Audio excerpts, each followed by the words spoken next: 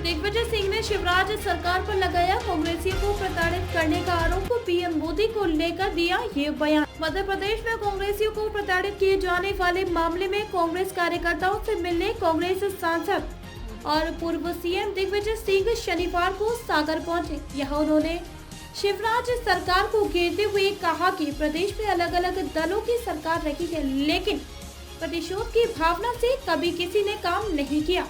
लेकिन इस दफा की शिवराज सरकार कांग्रेस के प्रति प्रतिशोध की भावना से काम कर रही है।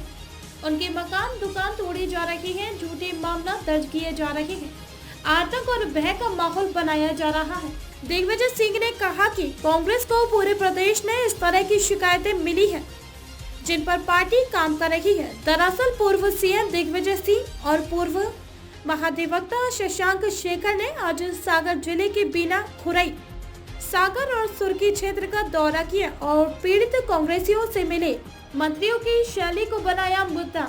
दिग्विजय सिंह ने आज पत्रकारों से चर्चा में सागर जिले के निवासी और शिवराज सरकार के मंत्री गोपाल भार्गव, भूपेंद्र सिंह और गोविंद राजपूत की शैली के खिलाफ जमकर हल्ला बोला। नगरीय विकास मंत्री भूपेंद्र सिंह को घेरते हुए उन्होंने कहा कि पहले मैं भूपेंद्र सिंह को सज्जन समझता था, लेकिन वे कुछ और ही निकले। उनके विधानसभा क्षेत्र खुरई में अधिकारी गुलामों की तरह काम कर रहे हैं। एसडीएम और एसडीओ भी अपने पदों का दायित्व भी नहीं निभा पा रहे हैं।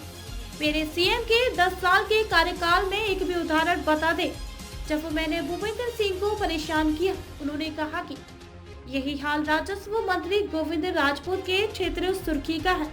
मेरे पास एक मंदिर की जमीन का मामला आया है। यदि कोई मंदिर की जमीन को लेकर कब्जा करेगा तो कांग्रेस लड़ाई लड़ेगी। खुरई से लड़ूंगा चुनाव।